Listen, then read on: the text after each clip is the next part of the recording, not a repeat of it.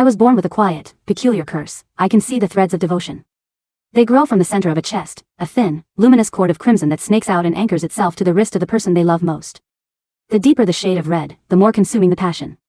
10 years ago, the first time Damian looked at me, his cheeks flushed, and a pale pink thread drifted from his chest to bind itself around my left wrist. Over the years, through his confession, his proposal, and finally our wedding, that thread deepened until it glowed like a hot ember, intense, bright, and seemingly permanent. Until the first semester of my pregnancy, on the morning he had promised to finally accompany me to my 12-week ultrasound. I looked at him, and my heart stopped. A second thread had sprouted from his chest. It didn't reach for me. Instead, it slithered across the hardwood floor, snaking out toward the front door, reaching for someone I couldn't see. Suddenly, his phone buzzed. He glanced at the screen, a guilty shadow crossing his face, and walked out onto the balcony to answer it. When he slid the glass door open again, his expression was a mask of practiced anxiety. "Babe, there's a massive crisis at the office. I have to run in and handle it. I'll make it up to you, I promise. We'll reschedule the scan."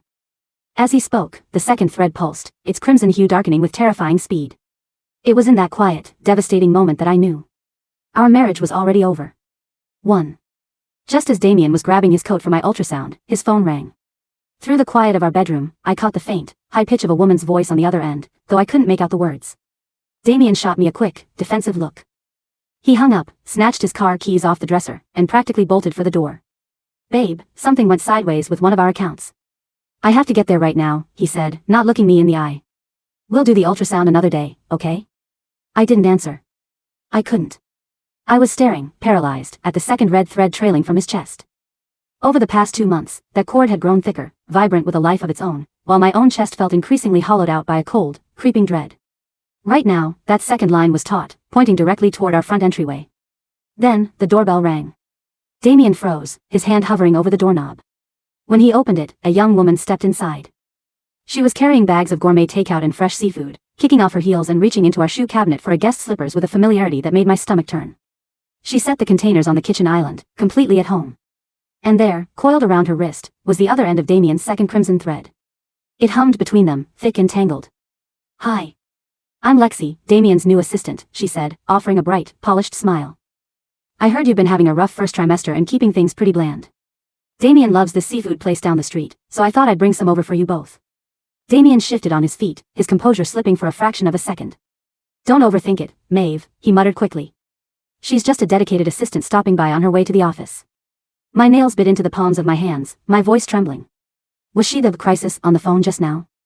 Is this the urgent business you had to handle?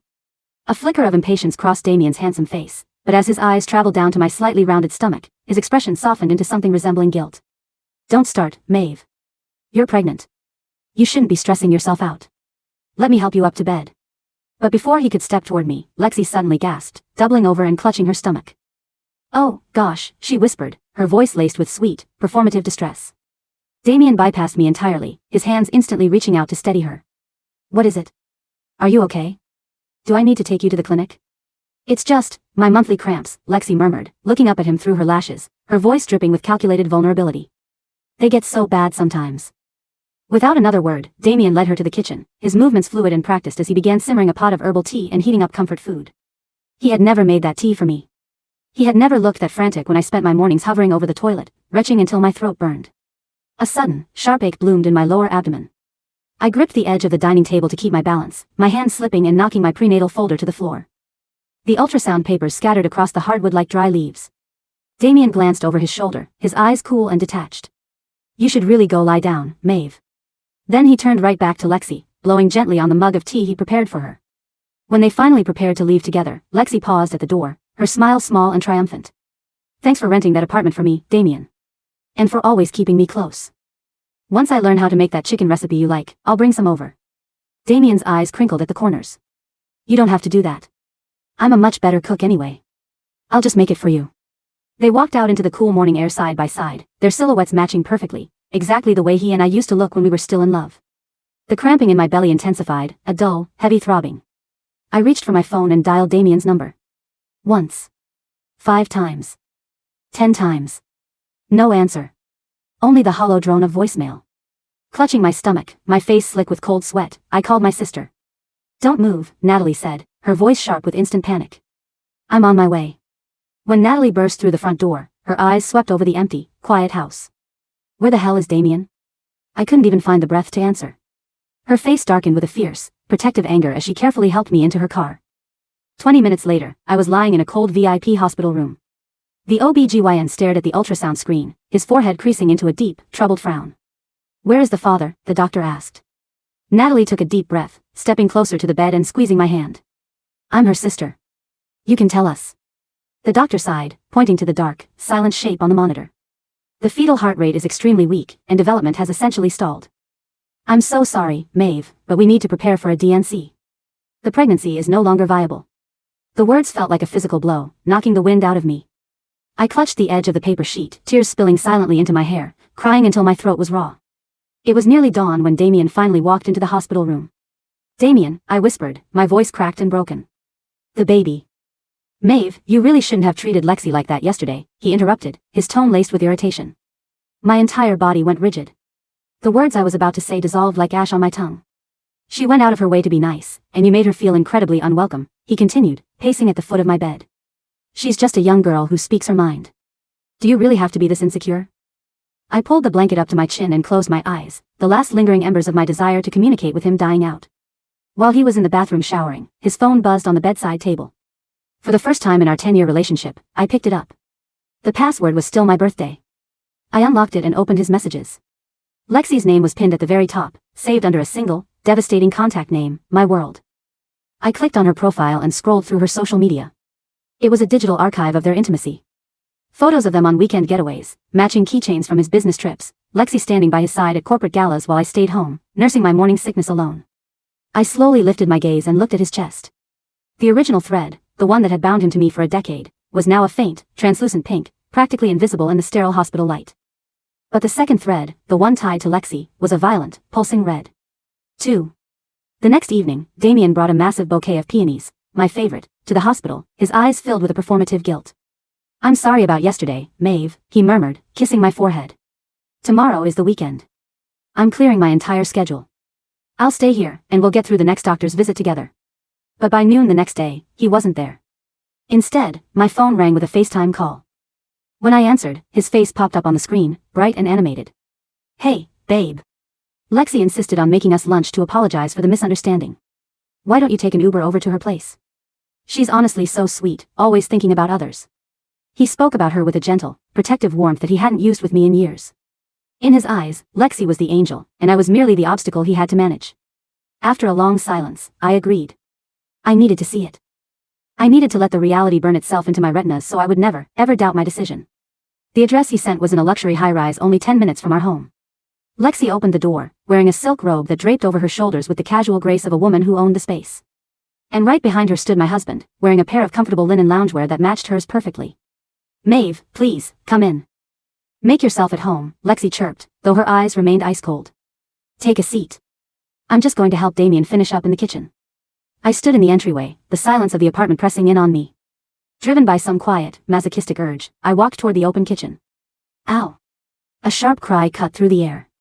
Lexi had burned her finger on a pot of boiling water.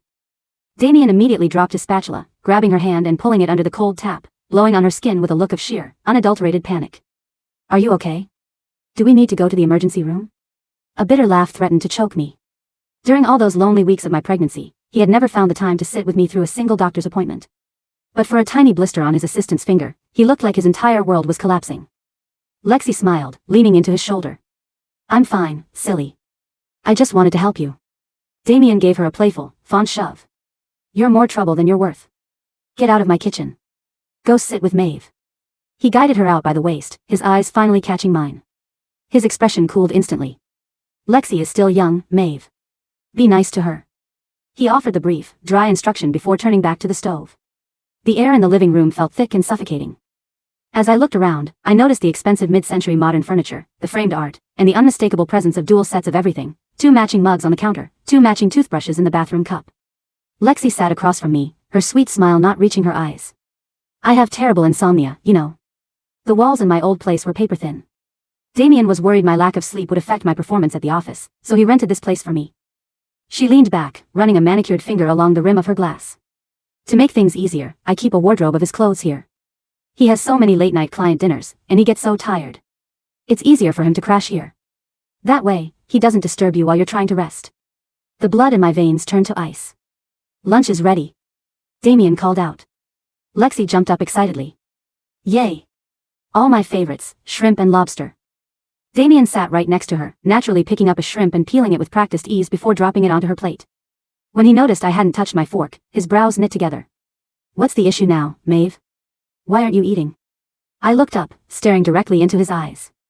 Damian, how is it that after 10 years, you still can't remember that I am violently allergic to shellfish? His hand froze. The color drained from his face. Lexi immediately put her fork down, her eyes welling with instant, dramatic tears. Oh my God, Maeve, I am so sorry. It's all my fault. I should have asked if you had any allergies. Damian's guilt instantly morphed into defensive anger. He slammed his fork onto the table. Can you stop being so incredibly difficult, Maeve? He snapped. You've completely ruined the lunch she spent hours making, and now you've made her cry. Apologize to her. A sharp, familiar cramp flared in my lower abdomen. I stood up, grabbing my coat, and walked out without saying another word. I stood on the sidewalk outside the building for 5 minutes, the cold wind biting at my face. I waited, foolishly, to see if he would run down after me. He didn't. Instead, my phone buzzed with a text message. Babe, Lexi is absolutely devastated and won't stop crying. I'm going to stay and calm her down, and then I'll head straight home. I love you. He sent that, I love you, every single day. It had started as a fierce promise, but somewhere along the line, it had degraded into a mindless, automated script. We were already strangers. 3. It was past midnight when the front door clicked open and Damian walked in. He didn't even take off his coat before starting in on me. Maeve, I don't understand you. How could you humiliate Lexi like that in her own home? I turned from the window, looking at him under the dim lamplight. Damian, do you honestly think your relationship with Lexi is normal? You treat her so well that anyone would think she was your wife. He flinched, a flicker of panic crossing his eyes before he quickly masked it with indignation. I'm the CEO of Stone Enterprises, Maeve. Taking care of my key employees is part of the job. You're about to be a mother. When are you going to grow out of this petty jealousy? Taking care of her doesn't require you to play husband in her apartment, I said, my voice dead and flat. Damian's face flushed with anger. Enough. Lexi is a sweet, innocent girl. If anyone hears you talking like that, you'll ruin her reputation. No explanations. No frantic denials. His first, instinctual reaction was to shield her from harm. It was a reflex, as natural to him as breathing. A sudden, stabbing pain ripped through my abdomen, so intense that my knees buckled. I slumped onto the sofa, clutching my stomach. Damian's anger evaporated instantly.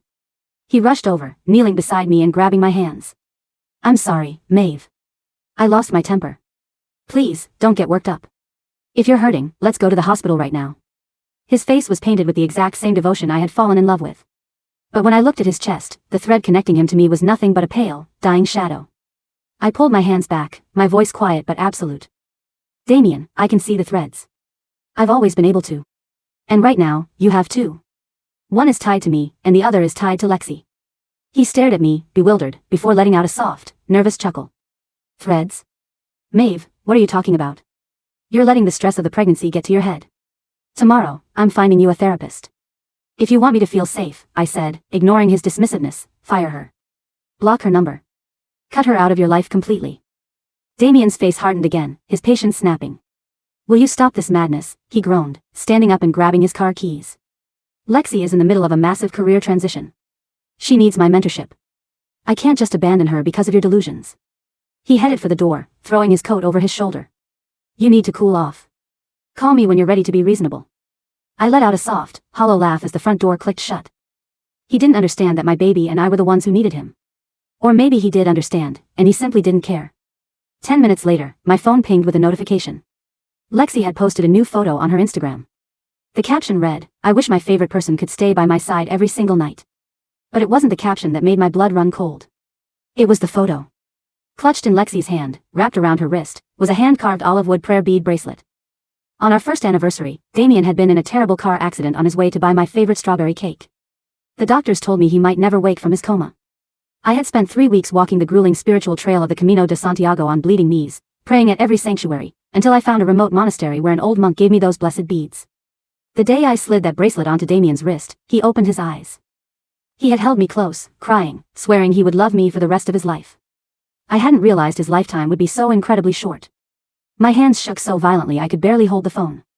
I dialed his number. It rang and rang, finally connecting on the 6th attempt. Where are you? I demanded. The office, he replied, his voice smooth and untroubled. Why is Lexi wearing my prayer beads, Damian? The silence on the other end stretched, heavy and defensive, before he sighed. She saw them on my desk and liked them, so I let her borrow them. It's just a piece of wood, Maeve. Why do you have to make a federal case out of everything? Damian. I have work to do. I'll see you tomorrow. The line went dead. I sat in the dark, tears streaming down my face, until the sun began to rise. At 8 a.m., I picked up my phone and sent him a text. I've thought about it. You're right. There's no point in fighting anymore. Come home for lunch today, I'll cook. He replied almost instantly. I knew you'd understand, babe. I'll bring home that strawberry cake you love. Love you. The text practically bounced with relief. But Damian didn't know that this wasn't a reconciliation. It was our final meal. 4. I spent the morning on the phone with a family lawyer, drafting the divorce agreement.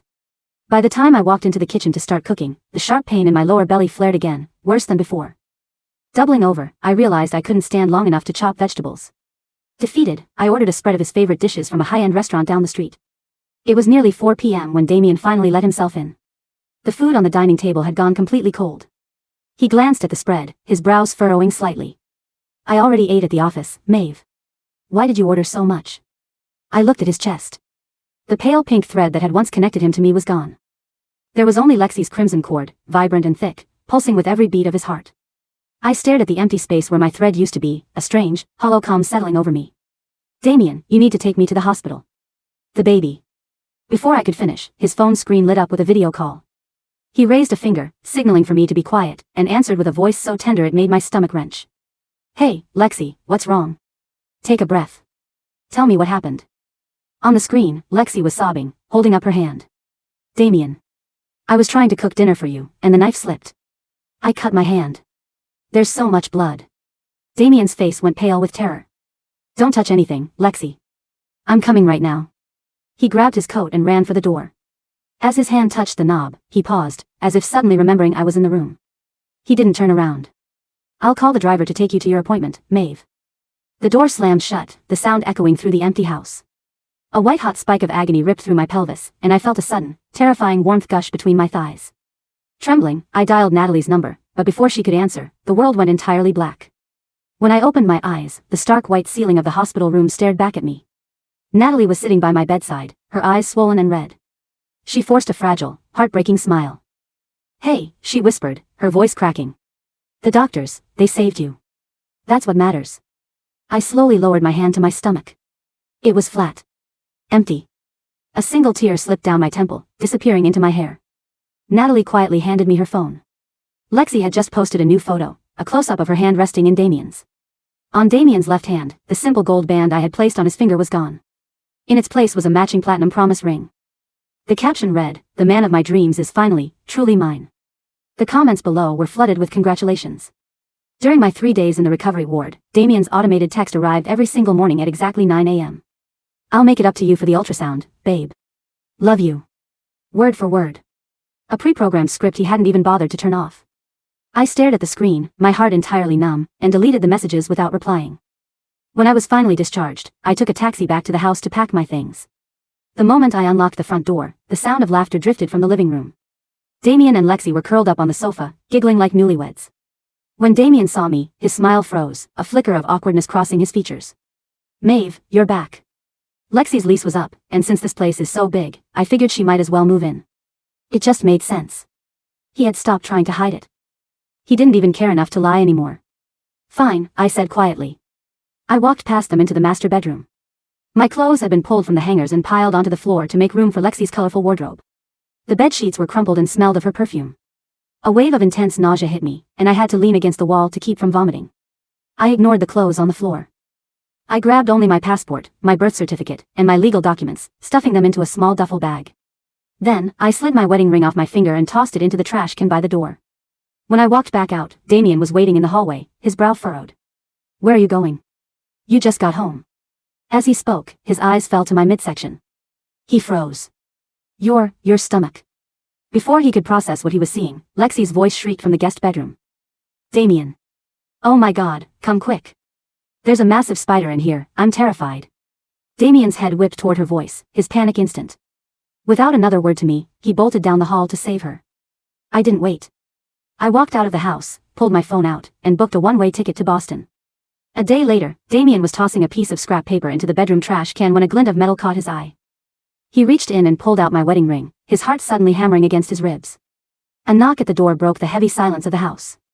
He rushed to open it, a sigh of relief escaping his lips. "Maeve, did you forget your—" But it wasn't me. A courier stood on the porch, holding a tablet. "Delivery for Damian Stone. Sign here, please." Damian signed with trembling fingers and took the thick manila envelope. When he slid the contents out and saw the signed divorce papers, the breath left his lungs in a sudden, violent gasp. The paper felt impossibly heavy in Damian's hands. It was a standard, high-grade manila envelope, the kind his own corporate legal team used by the gross. But as he pulled out the neatly stapled document, the sleek black ink of the header seemed to burn straight into his retinas. Divorce petition and settlement agreement. Petitioner, Maeve Stone. Respondent, Damian Stone. He stood in the quiet foyer of their custom-built home, his breath catching in his throat. His eyes darted frantically down the cover sheet, searching for a clause, a note, a handwritten explanation, anything that would frame this as a misunderstanding, a temporary lapse brought on by stress. Instead, he found an absolute waiver of spousal support. Maeve wanted no alimony. She wanted no share of his equity in Stone Enterprises. She wanted no division of their real estate portfolio. She wanted nothing from him. She was walking away from 10 years of marriage, tens of millions of dollars, and a life they had built from scratch, as if it were worth less than the scrap paper he was holding. "What is this?" he muttered aloud, his voice hollow in the echoing hall. "What kind of game is this?"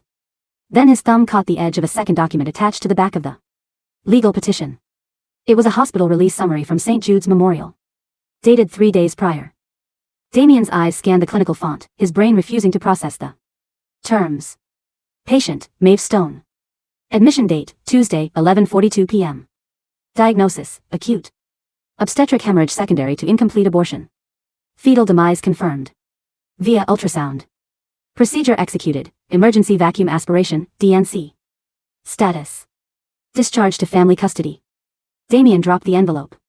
The papers scattered across the polished marble floor like dead leaves. Incomplete abortion.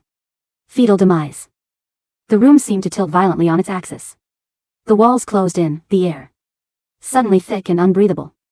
"No," he whispered. "No, no, no." He remembered Tuesday morning. He remembered the slight roundness of her stomach. When she had walked past him toward the hallway, her face pale, her eyes dark, with a strange, unreadable pain. He remembered her opening her mouth, her voice trembling as she said, "Damian, the baby." And he remembered his phone ringing. He remembered Lexi weeping on the screen because she had nicked her finger with a paring knife while trying to make pasta. He remembered holding up a finger to silence Maeve, telling her he would call a driver, and slamming the front door behind him. Damian fell to his knees on the cold marble, his hands shaking so violently he could barely press the screen of his phone. He dialed Maeve's number. "The number you have dialed is no longer in service or has been disconnected." He dialed again. The same automated, indifferent recording answered. Panicked, his chest heaving with dry, ragged sobs, he scrolled to Natalie's contact and hit call. It rang once. Twice. On the third ring, the line clicked. "Open. Natalie." Damian cried out, his voice cracking, entirely stripped of its usual corporate authority. "Natalie, where is she? Where is Maeve? I just got this paper, there's a hospital form, what does it mean? Where is my wife?" The silence on the other end of the line was absolute, vast, and freezing. When Natalie finally spoke, her voice wasn't filled with rage. It was dead. "Your wife is gone, Damian," Natalie said softly. "What do you mean gone?" Damian yelled, pulling at his hair, tears finally spilling down his face. "Tell me where she is. The form says, it says she had a procedure. Is she okay? What happened to the baby?" A quiet, bitter laugh echoed through the receiver. "You're asking about the baby now?" Natalie's voice hardened into pure, unadulterated steel. "Where were you on Tuesday afternoon, Damian? Do you even know?" I was at Lexi's apartment," he stammered, the words suddenly sounding repulsive even to his own ears. "Lexi had an accident, she was bleeding." "Lexi had a paper cut," Natalie cut him off, her words landing like sledgehammers against his ribs. "While you were running across town to put a band-aid on your assistant's finger, Maeve was lying unconscious on your dining room floor in a pool of her own blood." If I hadn't come to check on her, the doctor said she would have bled to death before nightfall. Damian's breath choked in his throat. No, God, no. Her stomach was cramping for days, Damian. She tried to tell you. She called your phone 12 times while you were driving around with Lexi. She lost the baby because her body was under so much trauma and grief that it simply gave up. And while she was in the operating room having our niece removed from her womb, you were sitting in a restaurant buying your mistress a matching platinum ring. She isn't my mistress. Damian screamed, weeping hysterically into the empty foyer. It wasn't like that. I swear to God, Natalie, I love Maeve. I've always loved Maeve. You don't love anyone, Damian. You just love the way Maeve made you feel like a god, and the way Lexi made you feel like a hero, Natalie said. Maeve is gone. She has erased you. If you try to track her down, if you try to contact her, I will take every piece of evidence of your financial impropriety with that girl's apartment and lay it in front of your corporate board. Do not look for her. Natalie, please. Let me talk to her. Just 5 minutes. Damian begged, pressing his forehead into the cold floor. I'll get on my knees.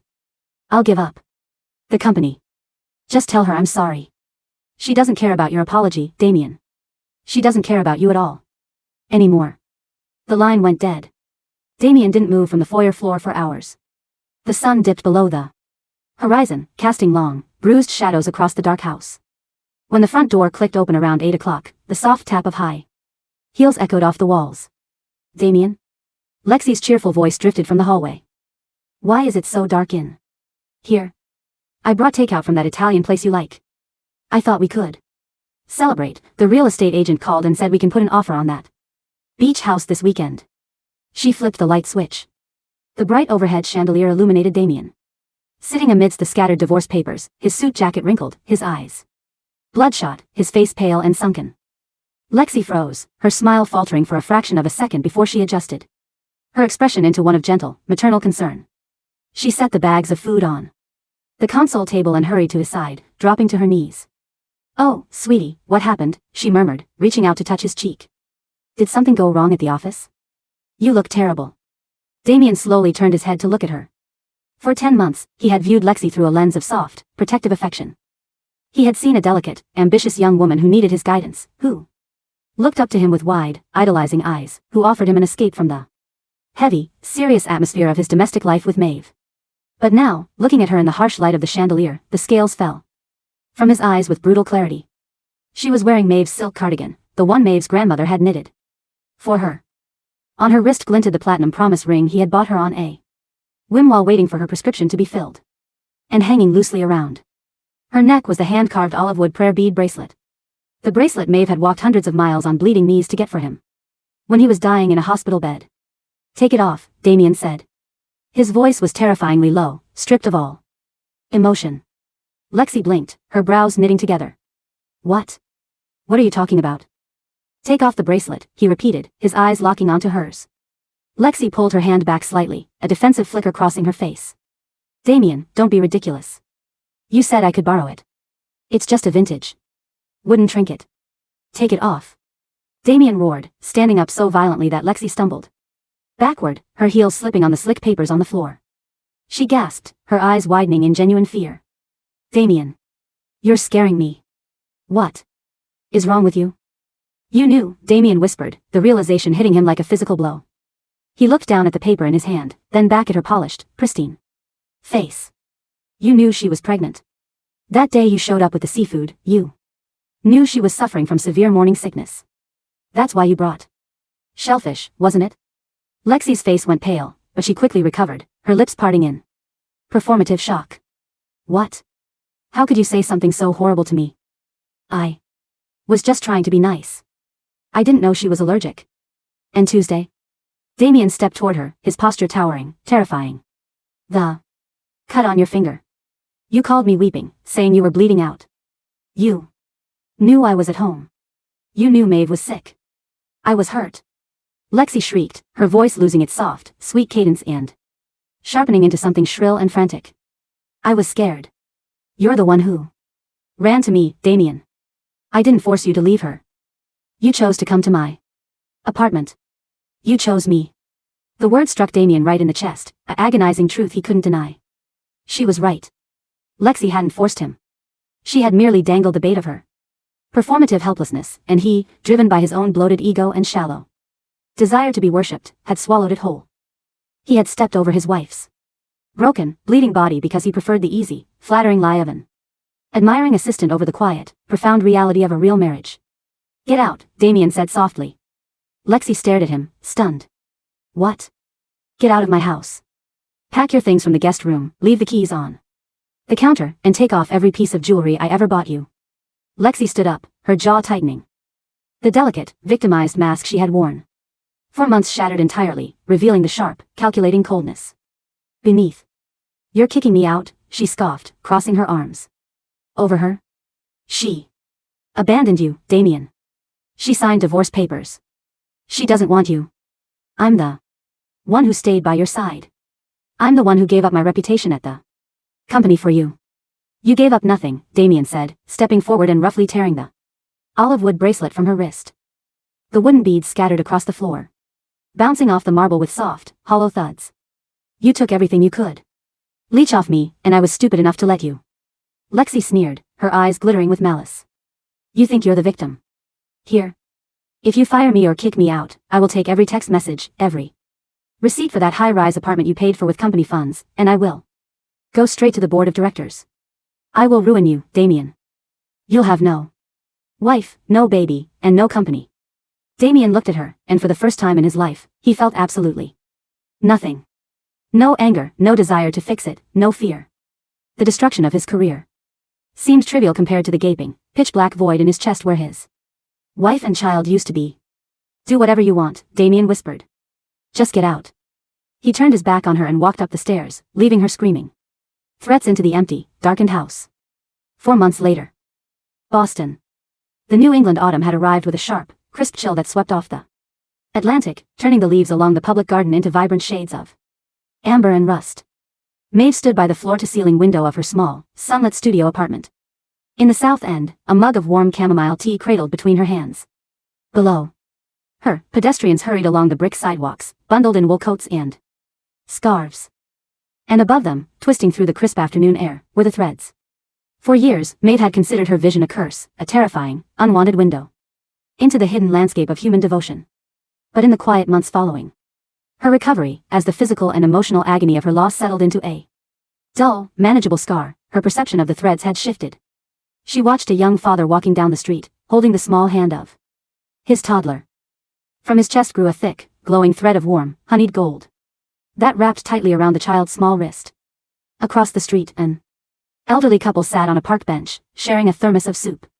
Between them ran a single crimson cord, worn smooth and thin by decades of life, yet pulsing with a deep, steady light that no storm could ever extinguish. The threads weren't traps. They were truths. Damian's thread hadn't died because she was weak, it had died because his devotion was shallow, built on the shifting sands of vanity and convenience. When tested by the weight of real sacrifice, his thread had frayed and snapped. Maeve lowered her eyes and looked down at her left wrist. The skin was smooth, clear, and unblemished. There was no pale pink haze, no lingering shadow of Damian's crimson cord, where his thread had once bound her. For a decade, there was now only a quiet, profound emptiness. It wasn't a painful void anymore. It was space. Space to heal, space to breathe, space to exist as her own whole person. The doorbell chimed, breaking her reverie. Maeve set her mug down and opened the door to reveal Natalie, carrying 2 large brown paper bags filled with groceries and a bouquet of fresh eucalyptus. You look good today, Natalie said, stepping inside and kissing Maeve's cheek. The color is finally coming back to your face. I slept 6 hours straight last night, Maeve smiled, taking the flowers and putting them in a glass vase on the kitchen island. No nightmares. That's a win, Natalie said softly, unpacking fresh produce into the fridge. She paused, her hands hovering over a carton of berries, before looking over her shoulder at Maeve. I spoke to our lawyer in New York this morning. Maeve's hands stilled for a fraction of a second, but her heart remained steady. Is the divorce final? Signed, sealed, and decreed by the judge yesterday, Natalie confirmed. You are officially Maeve Vance again. He didn't contest a single point. He gave up. The house, the accounts, everything the lawyer threw at him. He signed it all. Without arguing. Maeve let out a long, quiet breath. It felt as though a heavy, invisible weight had finally dissolved from her shoulders. And, how is he?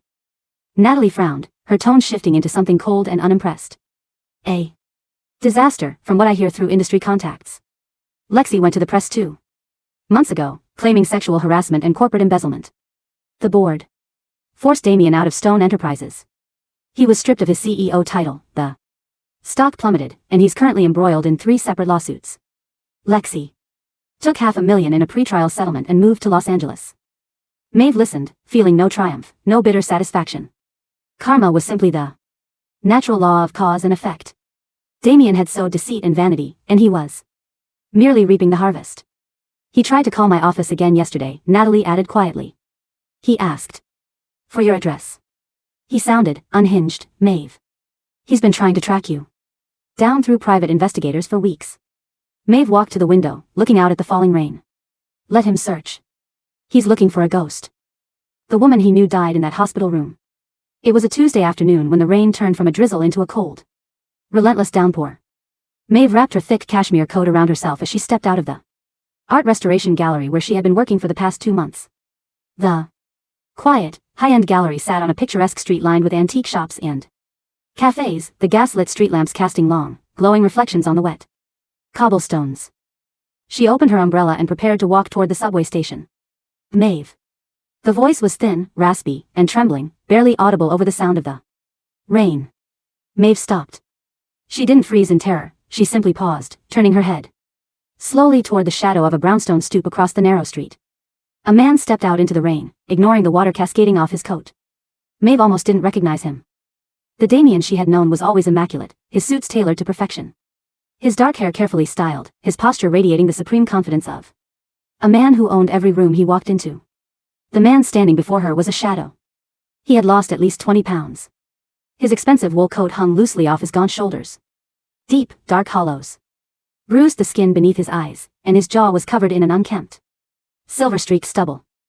He looked 10 years older, broken and hollowed out from the inside.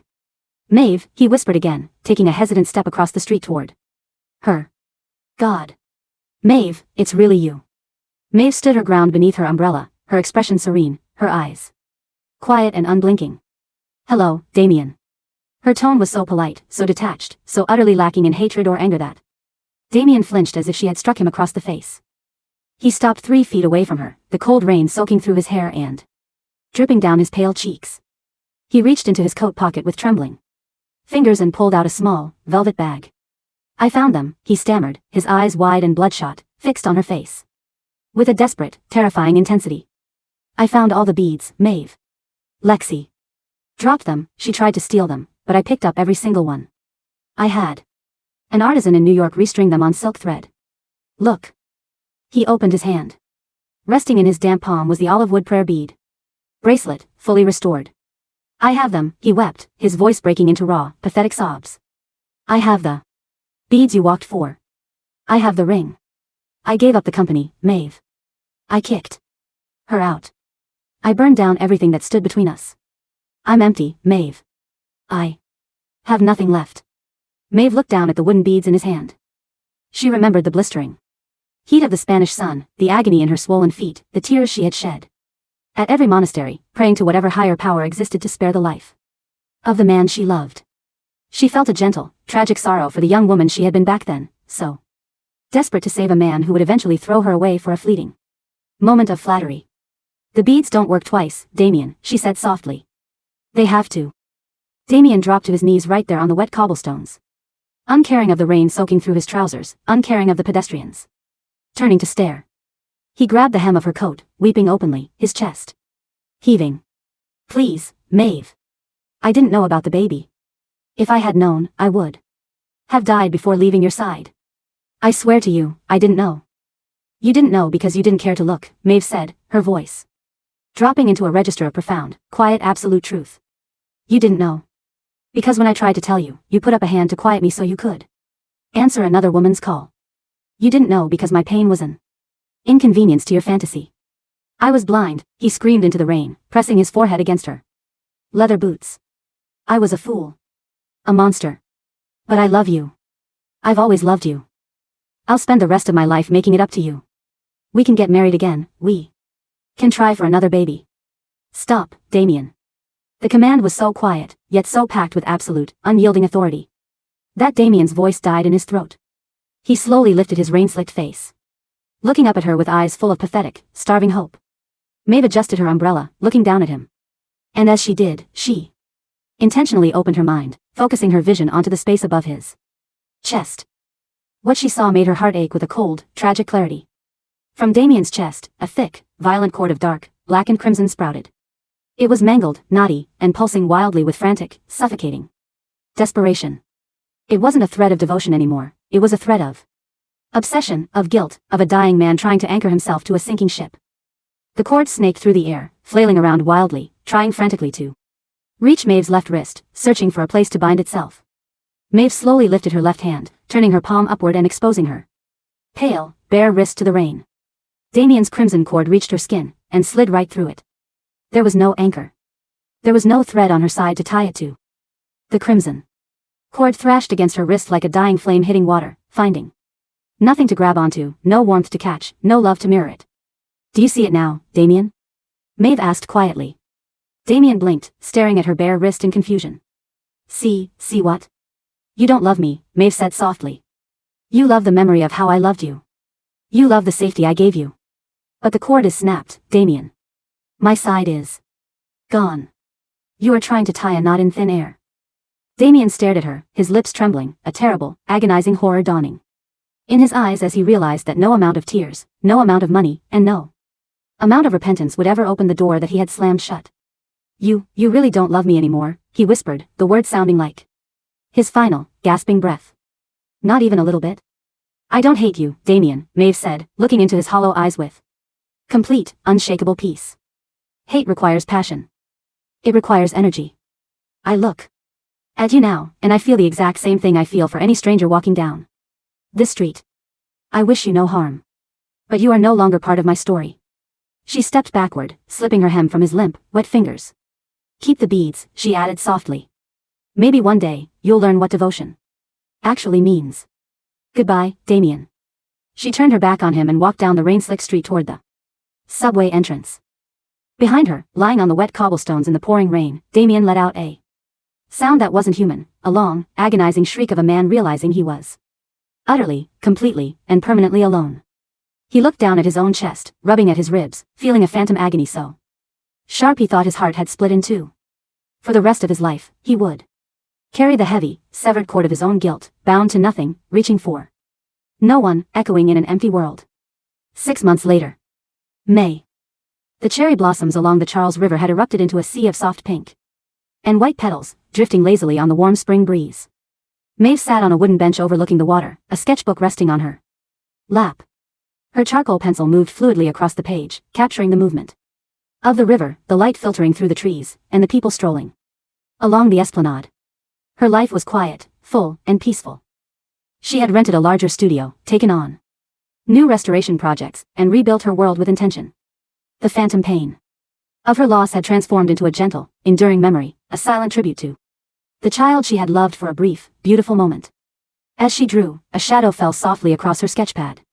Excuse me, a warm, deep voice said. I think you dropped this a few feet back. Maeve looked up.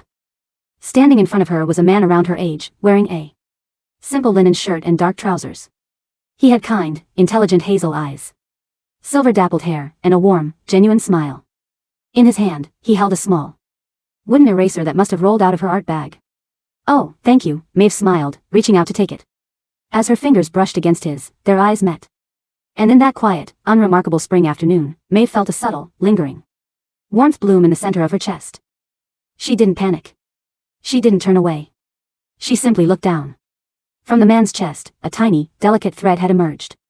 It wasn't a violent, consuming crimson, nor was it a needy, frantic pink. It was a soft, glowing shade of warm amber, hovering gently in the space between them, swaying like a willow branch in the spring breeze, asking for nothing, promising nothing. Simply existing in the quiet truth of the moment. Maeve looked at her own left wrist. There, emerging from her skin for the first time in over a year, was a tiny, luminous strand of matching gold, floating upward to meet his. They didn't tangle or bind frantically, they merely touched, light as a feather, glowing softly in the afternoon sun. The man smiled, pointing to her sketch. That's a beautiful drawing of the River. I'm Julian, by the way. Maeve looked up at him, her heart light, her soul entirely whole, and smiled. Back. I'm Maeve, she said. It's very nice to meet you.